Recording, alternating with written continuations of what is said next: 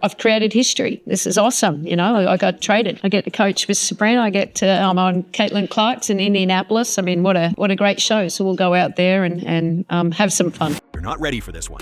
Sabrina Ionescu just watched Caitlin Clark pull off the wildest all-star move imaginable. And her reaction? A mix of disbelief, amazement, and meme gold. We're talking full jaw drop, double blink. Did that really happen? Vibes. Did Clark just flip the WNBA All-Star rulebook mid-game? And did Sabrina just realize she's now a side character in the Caitlin cinematic universe? Buckle up. This video is peak chaos, comedy, and courtside madness you didn't even know you were missing. I'm going to start with you here, Caitlin. You said you might be aggressive on the trade market once this opened up. Is there any player that you're looking to get to? And remember, it has to be apples to apples trade here. Starter for starter, reserve for reserve. The good news is you can't go wrong with this type of talent. Anyone looking to make a deal here? To be completely honest, I love my team. I think they're great. I don't have any intentions of really trading any of them. I don't know if this is in the rules. I don't really care. But I think we've already discussed we are going to trade coaches. He's going to take her coach, Sandy Brondello. Let's get it. Sabrina Ionescu didn't just react. She glitched courtside like her brain downloaded a patch it never approved. 1 second, she's laser-focused. The next, she's squinting at Caitlin Clark like she just saw a unicorn drain a Logo 3, toss an alley-oop to herself off the Jumbotron, and wink at the camera like it's just another casual Tuesday. The WNBA All-Star game wasn't prepared. Sabrina definitely wasn't. And based on her expression, she's probably still buffering. Because Caitlin Clark didn't just show up, she flipped the whole script. She pulled off a move so insane it made the All-Star game feel like a budget sitcom, where she was the only one with lines. The defenders? Just background extras. The crowd? Total hysteria. Are you guys going to make any deals or bets on the game between teammates, or what's that going to be like to be foes for a day? It'll be weird. Maybe we'll just allow each other to trade off baskets and shoot. But no, I mean, the All-Star game's always fun. It's not that competitive, and it's just kind of you get to go out there, enjoy, have fun. But Sabrina, her reaction alone deserved an Emmy. Hands on her head, eyes wide, mentally running calculations. Like, how do you even defend that without breaking the laws of physics? And right then, it was clear. This wasn't a rookie finding her groove. This was a full-blown takeover in sneakers. Sabrina might be an all-star veteran, but in that moment, she looked like a spectator in Caitlin Clark's personal highlight reel. And she knew it. That smile turned, smirk turned, total speechlessness was peak comedy. This is fine meme energy. Except the whole room's actually on fire. Sorry, WNBA, if that's not in the rule. Sorry, ESPN, if that's not in the rules. But we just made it a rule. So, Sandy Brondello, come on over. Whoa! Let's get to it. You can coach Sabrina. So, therefore, maybe Stewie wants to come on over to my team. Whoa! Let me know. Fee, you want to give me Stewie? We have breaking news here. I don't know that I've heard of a coach being traded in the All-Star game. This is something you're agreeing to, Fee. There's no terms to this deal. Well, let's be honest. It wasn't just the move. It was the symbolism, the sequence, the stare down, that unapologetic flair. It wasn't just for the fans. It was a statement. And if anyone still had doubts, they evaporated the second the coaching trade drama dropped like a bomb mid-media day. Yeah, that. Let's talk about how Caitlin Clark basically took over the All-Star coaching setup like she was running NBA 2K in my GM mode. Lisa Bluter's probably somewhere laughing in total disbelief. While most rookies would politely accept whatever coach they're assigned, like it's jury duty, Caitlin just vetoed the WNBA's plan with a casual, thanks, but no thanks. She brought in Sandy Brondello like it was a family cookout, and she'd already popped the champagne. The twist? It was Stephanie White's job. But Stephanie still coaches like she uses a flip phone and thinks spacing is a font style. Clark's game? A controlled storm of chaos, creativity, and surgical precision. She needed someone who gets that. Someone who wins. Someone unfazed by a rookie calling her own plays. And in comes Sandy. Championship ring, actual tactics, and not an ounce of ego about letting a generational talent take the wheel. All right, so after the teams were chosen, a surprise moment happened. Now, of course, I'm still feeling it because I was two off, man. Two off from picking the entire two teams, but it's all good, man. I'm not tripping. Now, at the end, a trade proposal was capable of happening, right? Now, when I was looking at the rules at the beginning, I was like, dang, they could trade? So that portion of the whole draft happened. And I'm like, dang, who are they going to trade? I wouldn't trade anybody. Of course, Caitlin came up saying, I'm fine. I wouldn't trade anybody. But we can trade these coaches. Caitlin Clark didn't just flex on the court. She flexed off it too. And the league had to act like they were totally cool with it. Like, yeah, sure, the rookie gets to pick her coach. No big deal. But let's be real. That was a power move. And the WNBA blinked. Because the message she sent by essentially booting Cheryl Reeve off the sideline, that wasn't just tossing a wrench into the system. That was tearing it apart on live TV. Reeve built a whole coaching legacy, and Clark basically strolled in like, cute story, but I'm rolling with Sandy. And the wildest part? She was right. It was a perfect fit. A match made in hoops heaven, or at least in Barclays Center. The result? Pure comedy and pure brilliance. Caitlin Clark turned the All-Star game into her own personal highlight reel. The crowd lost it. The cameras couldn't look away. And poor Sabrina Ionescu looked like she needed a reboot. There are levels to this, and Clark just skipped the tutorial and lapped the league.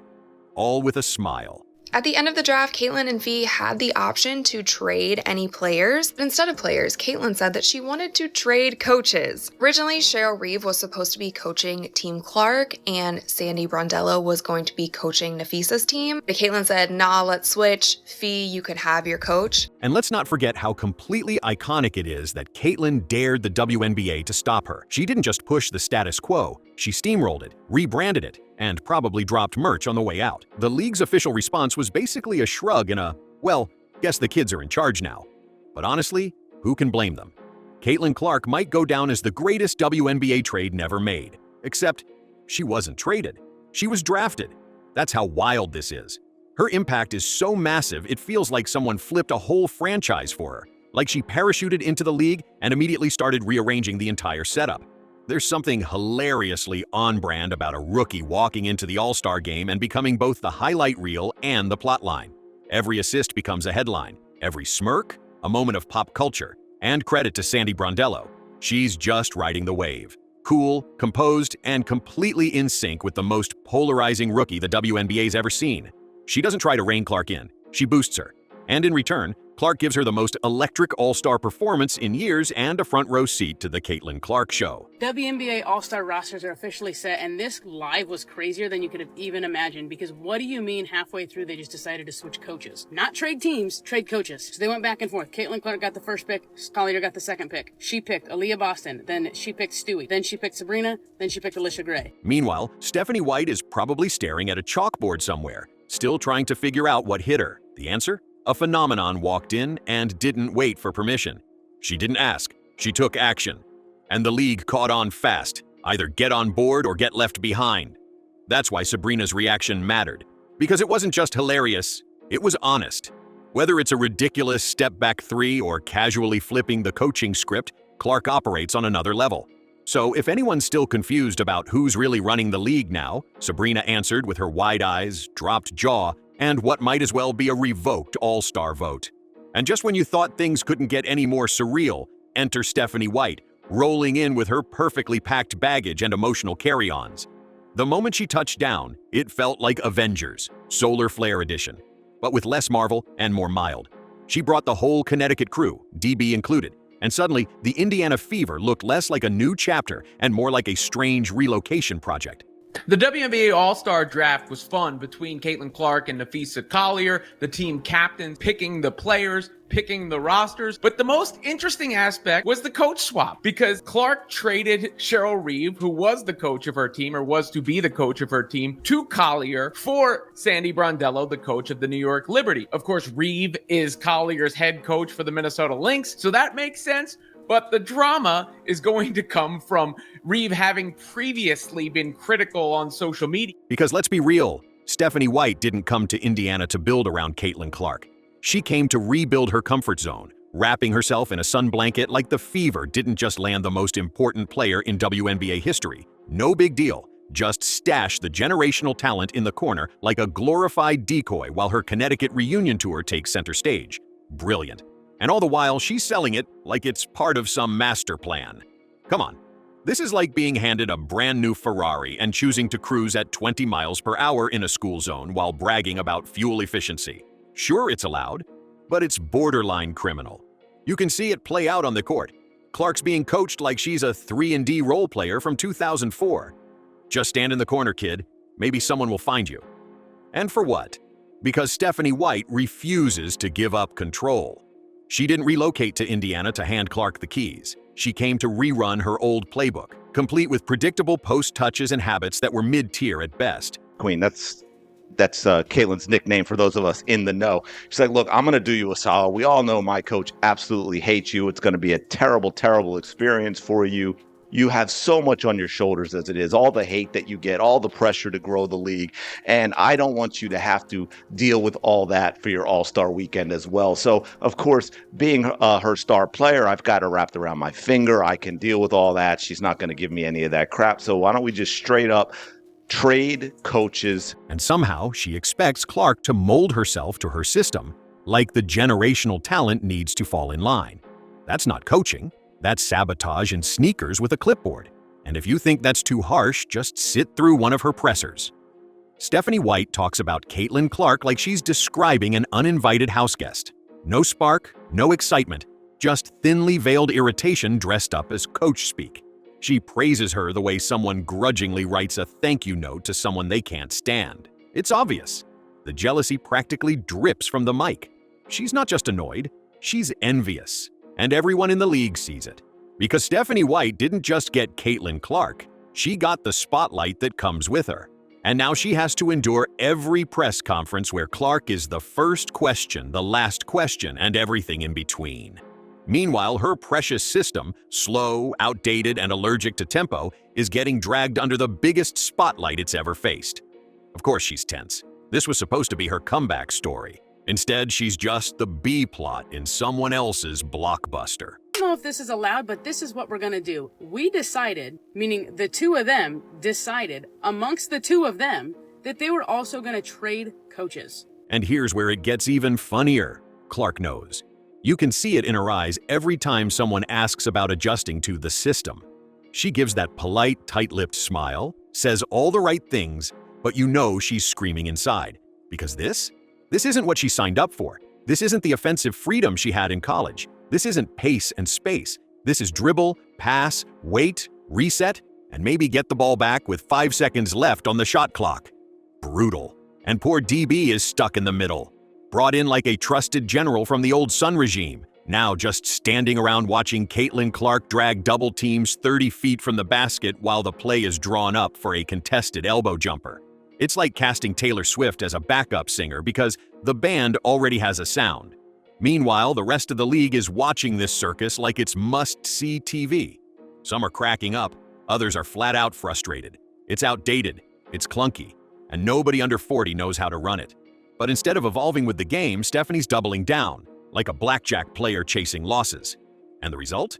It's not just ineffective, it's embarrassing. Especially when the highlight reels show Caitlin Clark draining logo threes, threading insane passes, and clowning defenders, all outside the game plan. Despite dominating fan votes and receiving a record-setting number of fan votes, Caitlin Clark was only voted 9th in guards across the league by WNBA players for the WNBA All-Star game. Now, she is going to be a captain in this year's All-Star game, which is amazing as just a second-year player, but let that sink in for a second. She was voted first in fan votes, the most fan votes of all time for a player, and only voted as the 9th best guard in the league amongst players. That's insane. You'd think a smart coach would pivot, adapt, evolve, but not Stephanie White. She's still gripping her clipboard like it's a safety blanket, hoping no one notices that Caitlin's potential is being drained in the name of structure. And when people call it out, she starts tossing around buzzwords like process and chemistry like she's leading an HR seminar on settling for less. No wonder fans are losing it. They didn't show up to see Caitlin Clark setting screens and spotting up like some forgotten bench piece. They came to see her bend the game. They came for fireworks. And instead, every night feels like a fire drill. The wildest part? White genuinely thinks this is fine, that the offense is developing, that it's all coming together. It's not. This is a coach stuck in the past and a player already operating 10 years ahead of her time. A system built to slow the game down, paired with a player who moves at warp speed. The mismatch is so obvious, you could spot it from orbit. And yet, White keeps pretending like everything's fine. But it's not even close. And as the season wears on, one thing's becoming clear. Maybe the problem isn't Caitlin needing to adjust.